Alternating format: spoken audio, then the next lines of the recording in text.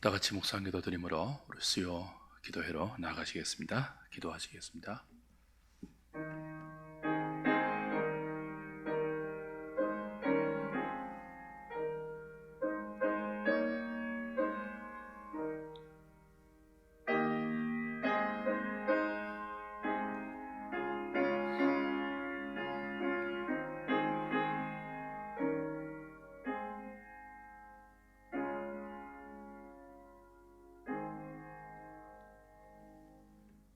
찬송가 70장입니다.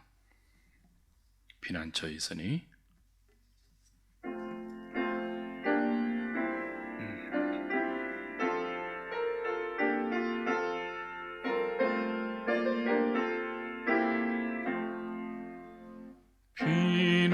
피난처에 있으니 환난을 당한 자 이리 오라. 땅들이 변하고 물결이 일어나 산 위에 넘치되 두렵지 않네. 이방이 떠들고 나라들 모여서 진동하나. 우리 주 목소리 한 번만 발하면 천하의 모든 것 망하겠네.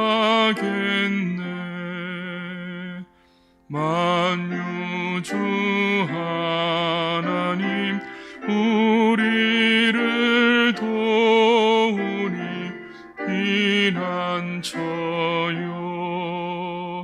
세상의 난리를 그치게 하시니 세상의 창검이 쓸데없네.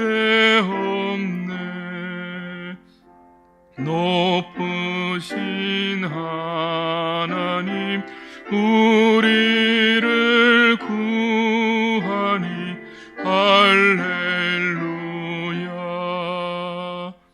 괴로움이 심하고 환난이 극하나 피난처 되시는 주 하나님.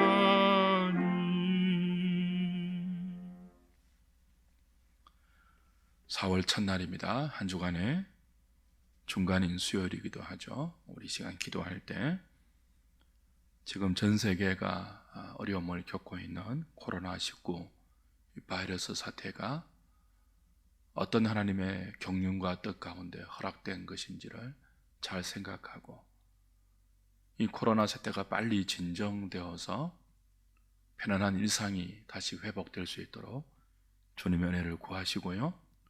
또 한 가지, 이번 기간에 우리가 우리의 예배와 우리의 믿음과 우리의 삶이 하나님 앞에서 어떤 모습인지를 잘 돌아보아서 다시 정상적인 일상이 회복될 때 하나님 앞에 하나님이 기뻐 받으시는 그런 우리의 믿음과 우리의 모습이 되도록 하나님께서 우리에게 볼 것을 보게 하시고 회개할 것은 회개하게 하시고 돌이킬 것은 돌이키게 해달라고 기도하시기 바랍니다. 마지막으로 한 가지, 나라와 민족을 위해서 우리 4월 15일은 총선도 있고 또 여러 가지 경제적으로 여러 가지 면으로 힘들고 어려운 시기에 있습니다. 나라와 민족을 위해서 또 우리 하누리 교회와 지체들을 위해서 잠시 기도하시겠습니다.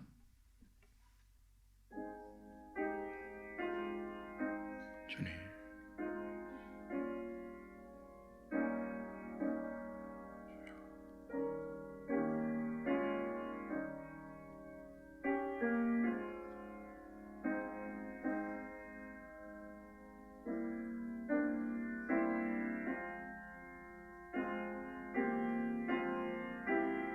주님,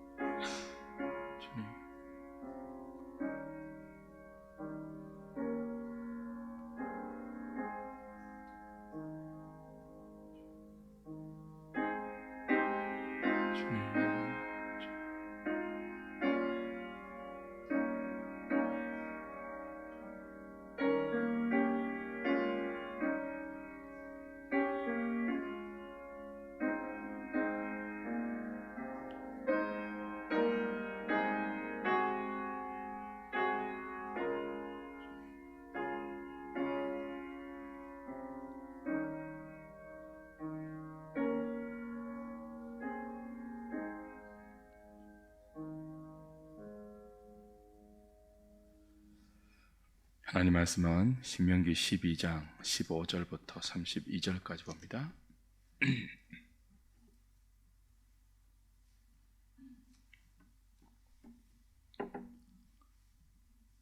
구약성경 281페이지, 282페이지입니다. 신명기 12장 15절부터 마지막 32절까지 제가 한 절, 여러분이 한 절 교독하겠습니다.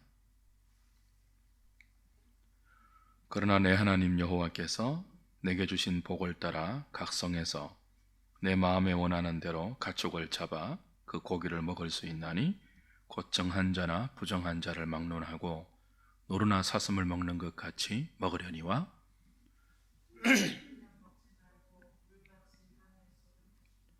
너는 곡식과 포도주와 기름의 11조와 내 소와 양의 처음 난 것과 내 소원을 갚는 예물과 내 낙헌 예물과 내 손의 거제물은 내 각성에서 먹지 말고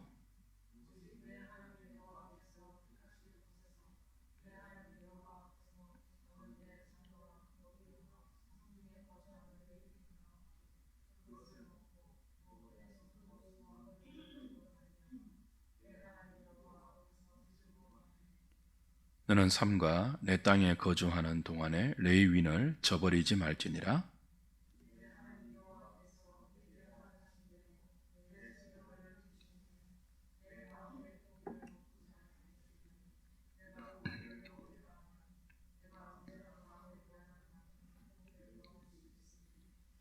만일 내 하나님 여호와께서 자기 이름을 두시려고 택하신 곳이 내게서 멀거든 내가 내게 명령한 대로 너는 여호와께서 주신 소와 양을 잡아 내 각 성에서 내가 마음에 원하는 모든 것을 먹되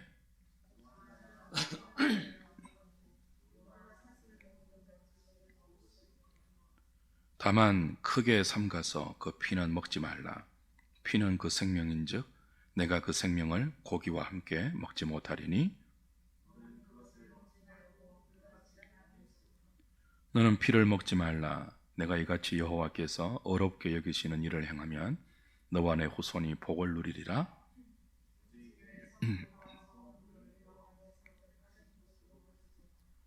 내가 번제를 드릴 때에는 그 고기와 피를 내 하나님 여호와의 제단에 드릴 것이요 내 제물의 피는 내 하나님 여호와의 제단 위에 붓고 그 고기는 먹을지니라.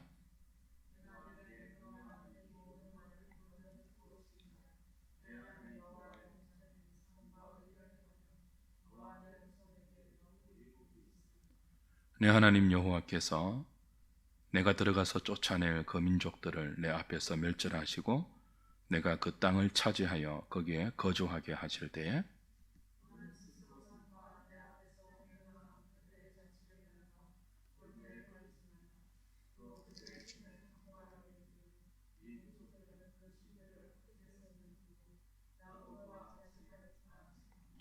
내 하나님 여호와께서는 내가 그와 같이 행하지 못할 것이라. 그들은 여호와께서 꺼리시며 가정이 여기시는 일을 그들의 신들에게 행하여 심지어 자기들의 자녀를 불살라 그들의 신들에게 드렸느니라. 내가 너희에게 명령하는 이 모든 말을 너희는 지켜 행하고 그것에 가감하지 말지니라. 아멘.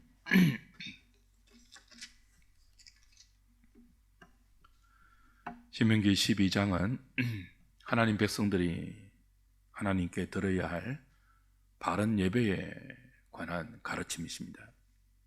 이방 제사와 대조해서 주의 백성들이 하나님을 어떻게 예배해야 하느냐 그걸 말씀하고 있죠. 그 중에서도 정하신 한 곳에서의 중요성을 하나님께서 자기 이름을 두시려고 택하신 곳에서 예배하라. 반복해서 오늘을 다 따지면 거의 21번이나 등장해요. 하나님께서 자기 이름을 두시려고 택하신 곳에서 예배하라. 그걸 반복해서 강조하고 있죠. 아직 예루살렘이라는 어떤 한 특정한 장소를 지정해 주시기 전입니다. 신명기에서는. 그런 때에 13절, 14절 보시면요. 너는 삼가서 내게 보이는 아무 곳에서나 번제를 드리지 말고 오직 너희의 한 지파 중에 여호와께서 택하실 그곳에서 번제를 드리고 또 내가 내게 명령하는 모든 것을 거기서 행할지라. 이것이 오늘 12장 내내에서 계속 반복되고 있는데요. 어떤 의미일까요? 여호와께서 자기 이름을 두시려고 택한 한 곳, 이건 어떤 한 장소를 신성시해서 그 장소의 영적 의미를 부여하는 뜻이 아니죠. 이방 제사와 비교해서 이방 제사가 2절 보시면 높은 산, 작은 산, 푸른 나무 아래든지 물론 그죠? 막론하고 신들을 섬겼거든요. 이방인들이 제사하는 방식이 그래요. 산, 크고 작은 산, 낮은 산, 푸른 나무, 거기에 자기 스스로 의미를 부여해요. 장소의 의미를 부여해요. 조금 더 종교적인 기운이 느껴지는 곳, 거기서 제사하면 신의 능력과 신으로부터 좋은 면을 받을 수 있다고 스스로 생각하는 곳, 그런 곳을 찾아다니면서 종교 행사를 벌였죠. 근데 하나님의 백성들이 하나님을 예배할 때는 그런 식으로 하지 말래요. 반드시 하나님께서 자기 이름을 두시려고 택하신 거기에 가서 하나님이 정해주시고 가르쳐주신 방법대로 또 제물을 드리면서 예배하라고 하시죠. 장소도, 내용도, 방식도, 형태도 자기 생각, 자기 감정, 자기 느낌이 아니라 하나님이 지시하신 말씀대로 모든 것이 하나님의 말씀에 따라서 하나님 중심으로 하나님을 섬기고 하나님을 예배하라는 것이 12장의 중요한 핵심입니다. 이렇게 장소와 형태와 내용이 전부 사람 중심이 아니고 자기 중심이 아니고 하나님 중심, 하나님의 말씀이 중심이 되는 예배에는 예배를 받으시는 하나님에 대한 바른 고백이 늘 동반되어야 하죠. 12장 5절 7절 다시 보십시오. 오직 너희의 하나님 여호와께서 자기의 이름을 두시려고 너희 모든 지파 중에서 택하신 곳인 그 계실 곳으로 찾아 나아가서 하나님이 말씀하시는 장소이죠. 너희의 번제와 너희의 제물과 너희의 11조와 너희 손의 거제와 너희의 소원제와 낙헌 예물과 너희 소와 양의 처음 난 것들 너희는 거리로 가져다가 드리고 거기 곧 너희 하나님 여호와 앞에서 먹고 너희의 하나님 여호와께서 너희의 손으로 수고한 일에 복 주심으로 말미암아 너희와 너희의 가족이 즐거워하라 그랬습니다. 이방 제사와 대조해서 주의 백성들이 하나님께서 자기 이름을 두시려고 택하신 곳으로 가서 하나님을 바르게 예배할 때 그 예배에는 11조와 그렇죠? 거제와 서원제와 낙헌 예물 이런 것들을 하나님이 가르쳐 주신 규정대로 드리래요. 11조는 모든 것이 하나님의 소유입니다 하는 고백이죠. 신앙의 고백이에요. 거제, 서원제, 낙헌 예물은요, 내 삶에서 일어나는 모든 일들이 하나님의 주권적인 은혜 속에 있습니다. 하나님의 주권을 인정하고 고백하는 감사의 제사이죠. 다시 말하면 하나님의 말씀에 순종해서 여호와께서 자기 이름을 두시려고 택하신 곳, 그러니까 우리 마음에 여기가 영험하다, 여기서 신께 제사하면 더 잘 받아 주실 것 같아, 그런 것 배제하고 철저하게 하나님의 말씀 중심으로 하나님을 예배할 때는 반드시 내 삶의 모든 것이 하나님으로부터 왔습니다. 그리고 내 삶에 일어나는 모든 것이 하나님의 주권적인 은혜 가운데서 일어나고 있습니다. 그래서 나는 하나님께 마땅한 이런 고백을 드리고 이런 마땅한 감사와 기쁨의 예물을 드립니다 하는 것이 말씀에 근거한 바른 예배에 반드시 동반되어야 한다는 뜻입니다. 그러면서 하나님은 이런 11조와 서원제와 거제와 낙헌 예물이 있는 바른 예배에는 가족과 함께 즐거워해야 한다. 즐거워해야 하는 기쁨이 있는 그 예배의 특징을 이야기하고 있죠. 하나님 앞에 주의 백성들이 말씀에 근거해서 바르게 예배하는 이 예배는 종교적인 의무를 넘어서 주의 백성들에게만 허락되는 가장 큰 특권이라는 거예요. 즐거워해야 할, 나 혼자만이 아니고 함께 예배하는 모든 가족들이 함께 이런 예배의 특권을 허락받은 은혜에 감사해서 즐거워해야 하는 그런 시간이라 이 바른 예배라는 거죠. 이방의 우상 종교에는 이런 하늘로부터 오는 참된 말씀에 근거한 바른 예배에게 허락되는 바른 기쁨을 나누는 그런 것이 없죠. 오늘 우리가 드리는 예배, 하나님께 마땅히 올려드려야 할 믿음의 고백, 모든 것이 하나님의 것입니다. 내 일상에서 일어나는 모든 일들이 하나님의 주권적인 섭리 아래에 있습니다. 합력하여 선을 이루게 하실 하나님의 뜻을 믿습니다. 감사드립니다. 그러면서 기뻐하고 즐거워하는 신앙 고백이 있고 말씀에 순종하는 순종이 있고 그 가운데 허락하실 하나님의 이 기쁨이 우리의 예배 가운데 있으며 예배하는 우리의 심령에 늘 허락되고 있는지 돌아보면 좋겠습니다.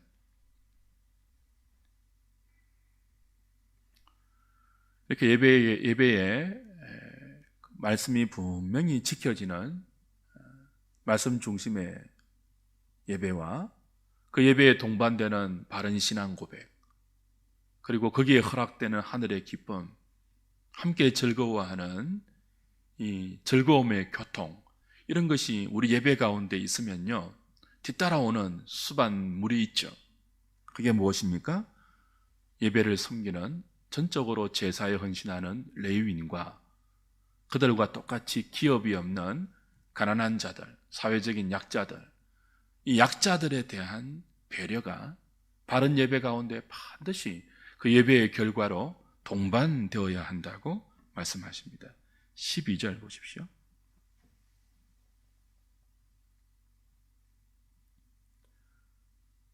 너희와 너희의 자녀와 노비와 함께 너희의 하나님 여호와 앞에서 즐거워할 것이다.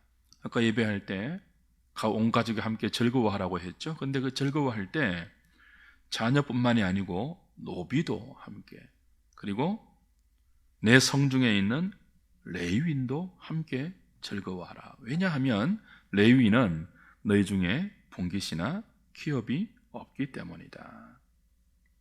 12장 18절도 보십시오. 18절 19절. 오직 내 하나님 여호와께서 택하실 곳에서 내 하나님 여호와 앞에서 너는 내 자녀와 노비와 성중에 거주하는 레위인과 함께 그것을 먹고 또 내 손으로 수고한 모든 일로 말미암아 내 하나님 여호와 앞에서 즐거워하되 너는 삼가 내 땅에 거주하는 동안에 레위인을 저버리지 말지니라. 가난한 자들을 저버리지 말고 동시에 레위인을, 네 성중에 거하는 레위인을 저버리지 마라. 그런 분깃이 없다, 기업이 없다, 그렇게 말씀하고 있습니다. 레위는 자기 기업이 없이 예배를 위해서 전담하는 사람들로 택함을 받았죠. 하나님은 각 지파 속에 흩어져서 이 일을 하는 레위인들을 잘 돌보라고 말씀하십니다. 땅을 기업으로 분배받지 않고 성막을 섬기고 도피성을 섬기고 백성들에게 말씀을 가르치는 일에 헌신하는 레위인들은 오늘날 목회자와 비슷하죠. 비슷한 면이 많죠. 각 지파가, 이스라엘 나머지 각 지파가 레위인의 필요를 채우라고 말씀하십니다. 왜냐하면 바른 예배에 필수적으로 중요한 요소가 성막과 말씀을 섬기는 레위인이기 때문이죠. 오늘 교회가 목회자의 생활을 돌보고 책임지는 신학적인 근거도 바로 이런 말씀에 있지 않습니까? 동일하게 약자들, 종과 노비들에 대한 배려도 동일하게 강조됩니다. 종들과 노비들은 예배와 직접적인 연관은 없어요. 그러나 우리가 바른 예배를 드렸다면 그 예배를 통하여 하나님의 말씀에 순종하고, 그리고 그 예배를 통하여 내게 있는 모든 것이 하나님께로부터 왔다는 고백이 동반되고, 아울러서 내 일상의 모든 것이 하나님의 주권적인 은혜의 섭리 속에 있음을 우리가 고백하고, 그 예배를 통하여 나를 불쌍히 여기시는, 나에게 자비와 긍휼을 베푸시는 하나님의 한없는 은총을 우리가 누리고 맛본다면, 그 예배의 결과로 나보다 약한 자들, 나보다 모자란 사람들, 그들에게 내가 받은 하나님의 은총과 긍휼과 자비를 똑같이 흘려보내는 것은 너무나 당연한 바른 예배의 결과이죠. 하나님께 바른 예배를 드렸다고 하면서도 내 주위에 기업이 없는 자들, 가난한 사회적인 약자들, 이들을 돌보는 눈과 마음이 우리에게 맺히지 않는다면 우리가 드린 예배가 말씀에 근거한 바른 예배인지, 그 예배를 통해서 내 삶의 모든 것이 하나님의 것임을 고백하는 바른 고백이 있었는지, 나의 일상에 허락되는 모든 좋고 나쁜 일들이 하나님의 선하신 뜻 가운데 섭리 아래 붙들려 있다는 믿음의 고백이 있었는지, 그 예배를 통하여 나 같은 사람을 긍휼과 자비와 은총으로 받아주시고 대해주시는 하나님의 긍휼과 은총을 우리가 맛보고 있는지 의심해 봐야 되겠죠.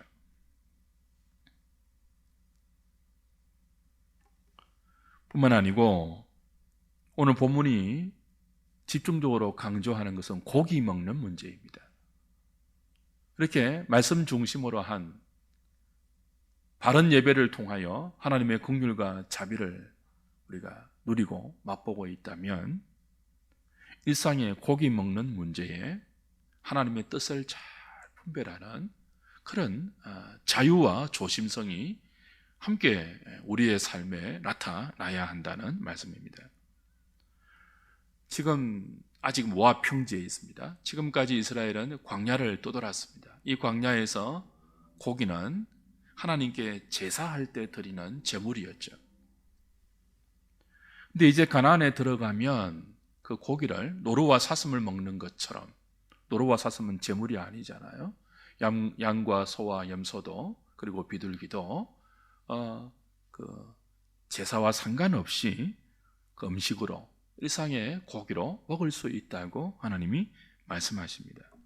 15절도 그런 말씀이에요.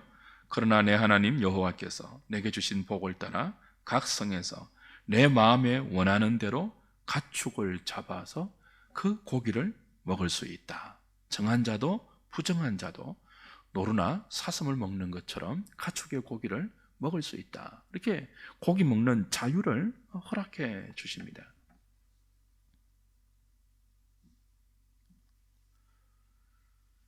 우리의 그 마음 속에서 때때로 고기를 먹고 싶은 마음이 들지 않습니까? 그죠? 고기가 땡긴다, 이런 표현이 있죠. 근데 고기 먹고 싶은 마음이 드는 것이 잘못된 것이 아니죠. 나쁜 것이 아닙니다. 그 고기가 제사의 제물로 드려진 고기라 할지라도, 그리고 제물로 드려지지 않는 고기라 할지라도, 하나님은 제물로 드렸을 때도 고기를 나누어 주어서 먹게 하셨는데, 그 제물로 드리지 않는 경우라 할지라도 고기 먹고 싶을 때 고기를 잡아서 먹을 수 있게 하셨어요. 그리고 그것으로 삶의 예배를 드리라고 말씀하십니다. 하나님이 자기 이름을 두시려고 택하신 지정된 장소의 공적인 예배가 아니라 할지라도, 일상에서 고기가 먹고 싶을 때 그 고기를 먹는 행위 자체가 하나님께 예배가 되게 하라는 것이 본문의 의미입니다. 그리스도인은 예배당에서 예배 드리는 시간만 하나님께 자신을 드리지 않습니다. 그 외에 모든 우리의 시간을 하나님께 예배로 드리죠. 우리 몸을 하나님이 기뻐하는 거룩한 영적 예배로 드리는 사람들입니다. 때로는 자신의 취미와 자신의 욕구에 따라 고기를 먹을 수도 있고 취미 생활을 즐길 수도 있죠. 하나님이 그걸 죄라고 벌하지 않습니다. 중요한 것은 고기를 먹을 때도, 고기가 먹고 싶어서 고기를 먹을 때도, 일상에서 잠시 틈을 내어 내가 좋아하는 취미 생활을 할 때도, 나머지 모든 일상을 이어갈 때도 하나님을 예배하는 정신으로 해야 한다는 거예요. 여호와께서 자기 이름을 두시려고 택하신 곳에서 이방 제사와 달리 하나님의 말씀을 따라서 바른 예배를 드리듯이 그 정신으로 그 형태가 없는 일상에서 고기 먹을 때도, 다른 취미생활 할 때도 예배하는 정신으로 하라는 거죠. 그 정신이 뭘까요? 삶과 하나님의 뜻을 살피면서 조심하는 거죠. 16절입니다. 고기를 먹으라고 했는데요, 오직 그 피는 먹지 말고 물같이 땅에 쏟아라 그랬습니다. 23절이죠. 다만 크게 삼가서 그 피는 먹지 말라. 피는 그 생명인즉 네가 그 생명을 고기와 함께 먹지 못하리니 너는 그것을 먹지 말고 물같이 땅에 쏟으라. 25절도 너는 피를 먹지 말라 이렇게 말씀합니다. 고기를 먹을 수 있는 자유를 주셨습니다. 근데 그 자유를 행하는 일상이 여호와께서 자기 이름을 두시려고 택하실 장소에서 말씀에 근거해서 예배를 드리는 것과 똑같은 예배가 되게 하려면 크게 삼가는 것이 있어야 됩니다. 마치 공적 예배를 말씀을 중심으로 해서 삼가서 이방 제사와 같이 않게 거룩하게 구별하여 드리는 것처럼 고기 먹는 일상과 취미생활하는 일상과 다른 모든 일상, 예배당에서 예배하는 그 모든 시간에, 그 외의 모든 시간의 일상도 크게 예배를 삼가듯이 크게 조심하여 삼가서 하나님의 뜻을 분별하여 고기를 먹을 때도 피채 먹지 말라. 피는 생명이니 그 피를 땅에 쏟으라 하는 하나님 말씀을 분별해서 고기를 먹듯이 모든 일상을 그렇게 삼가서 하나님의 말씀을 중심으로 분별하면서 사는 것, 그것이 바른 우리 삶의 예배라고 가르쳐 주시는 거죠.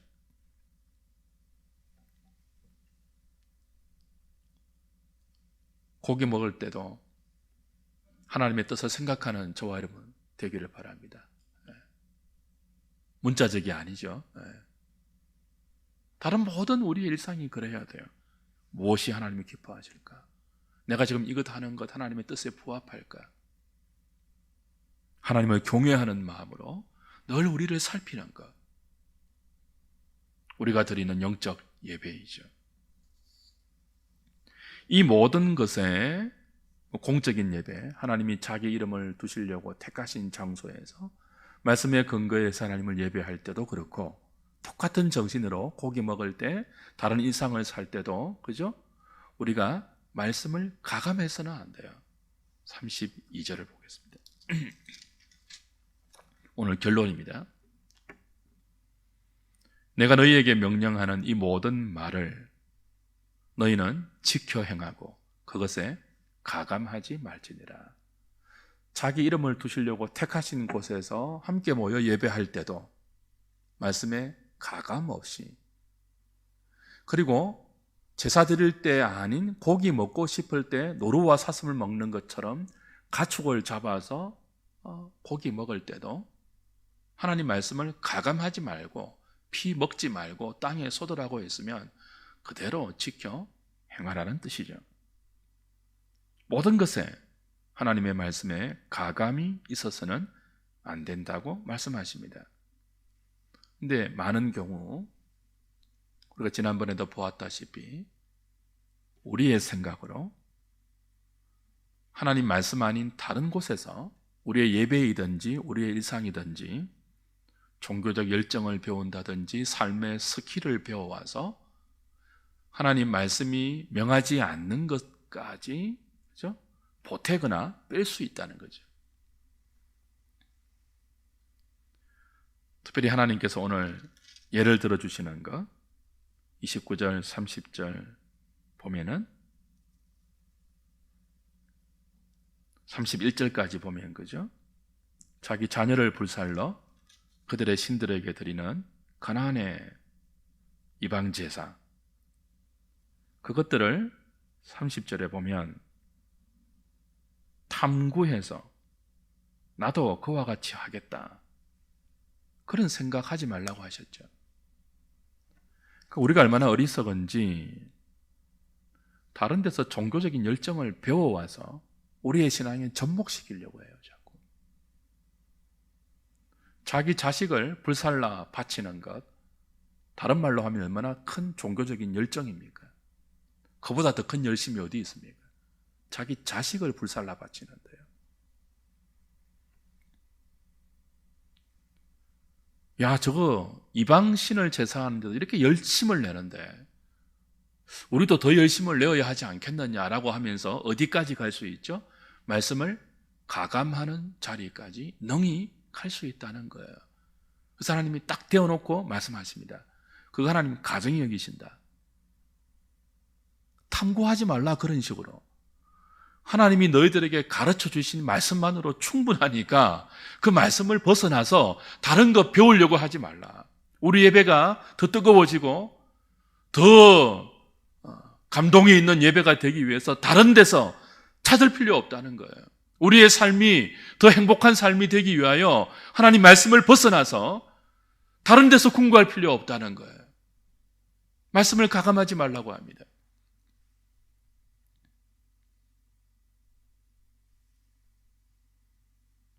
자녀를 불살라 신에게 제물로 드리는 대단한 헌신처럼 보이는 타 종교의 열심들, 그것은 바른 열정이 아닙니다. 그것은 대단한 헌신이 아닙니다. 그것은 자신을 위해서 자식을 희생시키는 가장 가정한 죄이고 하나님께서도 가정이 여기시는 것이죠. 거짓된 종교와 헛된 인간의 예배는요, 그렇게 자극적입니다. 자식을 불살라 바칠 정도로 자극적이에요. 우리의 예배에, 우리의 신앙에, 우리의 일상에 이런 자극적인 요소가 없는지요? 여러분, 이단 사입이 거짓된 교회들을 보십시오. 예배에 얼마나 자극적인 요소가 많습니까? 평범한 것으로 만족을 못해요. 하나님 말씀만으로 절대로 만족을 못해요. 말씀을 가감하면서까지 우리의 타락한 종교적인 욕망을 자극하는 수많은 인본적인 요소들이 알게 모르게 가미되어 있죠. 그렇게 하지 말라고 하십니다. 너희들 가나안 땅에 들어가면 그렇게 하지 말라고 하세요. 오늘 우리의 신앙 형태 속에 이런 요소들, 이런 모습이 없는지 끊임없이 돌아보고 살펴서 하나님의 말씀에 어긋나는 것은 제거하고 다시 하나님 말씀으로 든든히 세워가야 합니다.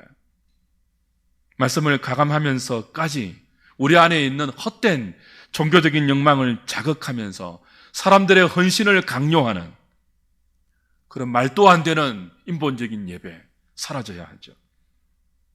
믿음으로 한다고 말해도 말씀에서 벗어나는 것은 믿음이 아니고 또 하나의 우상 숭배에 불과합니다. 하나님의 말씀이 말하는 것이 어디까지인지 늘 자세히 조심하여 살펴서 가감하지 않도록 하나님을 경외하는 저와 여러분 되어야 할 것입니다. 아무리 좋은 목적이라도 말씀에서 벗어나 가감하는 순간 바른 예배가 될 수 없고 성도의 바른 삶이 될 수가 없는 것이죠. 동성애를 말하고 인권을 말하고 사랑을 말할 때도 가감하지 않도록 조심해야 합니다. 인권과 사랑을 말하면서 예를 들어서, 그죠? 동성애가 죄가 아니라고 말하면 하나님의 말씀에서 빼는 그런 케이스 아닙니까? 동성애는 엄연하게 하나님께서 죄라고 했잖아요. 근데 사랑을 논하면서, 인권을 논하면서 동성애가 죄가 아니라고 말하면 되겠습니까? 동시에 동성애를 죄라고 말하면서도 그들을 미워하고 그들을 혐오하는 자리까지 가면 말씀에서 더하는 것이죠. 단적으로 제가 동성애를 예로 들었지만 정치와 경제와 모든 영역에서 성도는 말씀에서 더하지도 않고 말씀에서도 빼지도 않는 그런 태도를 늘 조심해서 삼가 자신의 태도로 지켜야 합니다. 특별히 우리가 함께 모여서 드리는 공적 예배는 더욱 그래요. 가감이 없어야 됩니다. 사람의 기호나 사람의 욕구대로가 아니라 하나님의 말씀의 가르침을 따라 바른 공적 예배를 드리고 우리 일상에서 하나님이 명령하시는 우리 몸을 하나님 기뻐하시는 거룩한 산제사로 드릴 때도 하나님의 선하시고 온전하시고 기뻐하신 뜻이 무엇인지를 삼가 조심해서 살펴서 그 기준으로 고기 먹을 때도 취미생활을 할 때도 자녀를 키울 때도 무엇을 하든지 말씀을 가감하지 않고 하나님을 경외하는 태도로 우리의 일생을 살아내는 바른 예배의 예배자들 될 수 있기를 주님의 이름으로 축복합니다. 찬송하고 기도하겠습니다.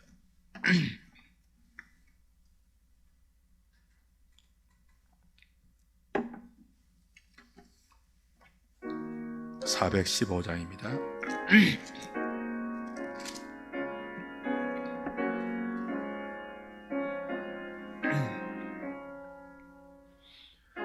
십자가 그늘 아래 나 쉬기 원하네.